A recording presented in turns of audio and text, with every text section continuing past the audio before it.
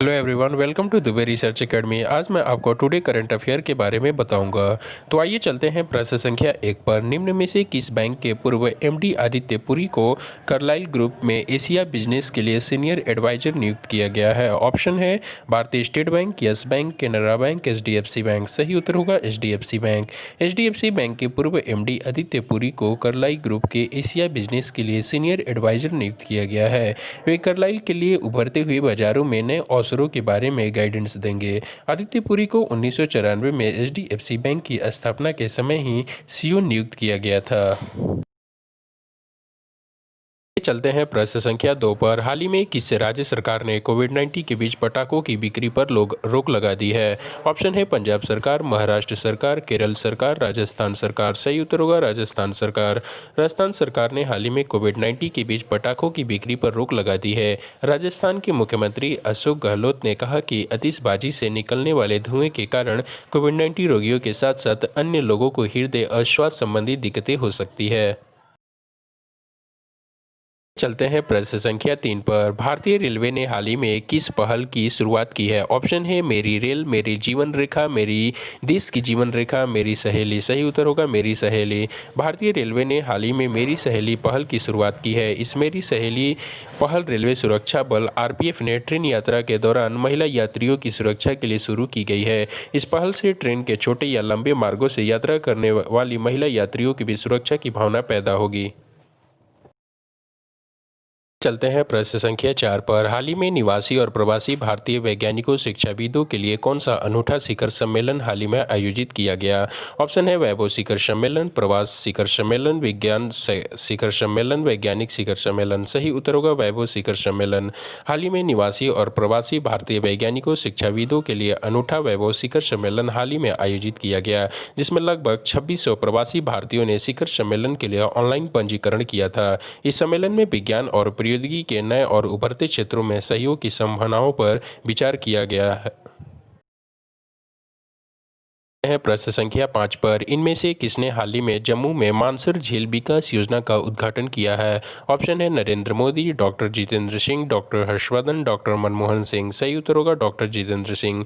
केंद्रीय मंत्री डॉक्टर जितेंद्र सिंह ने हाल ही में जम्मू में मानसर झील विकास योजना का उद्घाटन किया है। साथ ही डॉक्टर जितेंद्र सिंह ने कहा कि आज का दिन मानसर क्षेत्र में लोगों के लिए ऐतिहासिक है।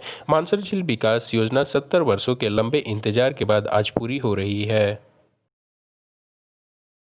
चलते हैं प्रश्न संख्या 6 पर। सार्वजनिक क्षेत्र की power grid corporation of India ने हाल ही में किसे अपना निदेशक नियुक्त किया है? ऑप्शन है संजय मेहता, अभय चौधरी, सुमित शर्मा, हरमन ववेजा। सही उत्तर होगा अभय चौधरी। सार्वजनिक क्षेत्र की power grid corporation of India ने हाल ही में अभय चौधरी को अपना निदेशक नियुक्त किया है। अभय चौधरी इससे पहले कार्यपालिका निदेशक और सीएमडी समन्वय प्रकोष्ठ के प्रभारी के रूप में कार्य कर चुके हैं। अभय चौधरी एनआईटी दुर्गापुर से इलेक्ट्रिकल इंजीनियरिंग से ग्रेजुएट हैं। चलते हैं प्रश्न संख्या 7 पर। भारत की महिला पहलवान रितु फोगाट ने सिंगापुर में लगातार कौन सी बार मिक्स्ड मार्शल आर्ट्स चैंपियनशिप का खिताब जीता है? ऑप्शन है पहली बार, दूसरी बार, तीसरी बार, चौथी बार। सही उत्तर होगा तीसरी बार। भारत की महिला पहलवान रितु फोगाट ने सिंगापुर में लगातार तीसरी बार मिक्स्ड मार्शल आर्ट्स चैंपियनशिप का खिताब जीता है। उन्होंने तकनीकी नॉकआउट के आधार पर कंबोडिया की नाउ श्रे पो को दूसरे दौर में ही हराकर यह रिकॉर्ड अपने नाम किया है। महिला पहलवान रितु फोगाट ने राष्ट्रमंडल कुश्ती चैंपियनशिप 2016 में गोल्ड मेडल जीता था। हैं प्रश्न संख्या 8 पर। केंद्र सरकार ने सैनिक स्कूलों में ओबीसी के लिए कितने प्रतिशत आरक्षण देने की घोषणा की है? ऑप्शन है 13%, 27%, 48%, 62%। सही उत्तर होगा 27%।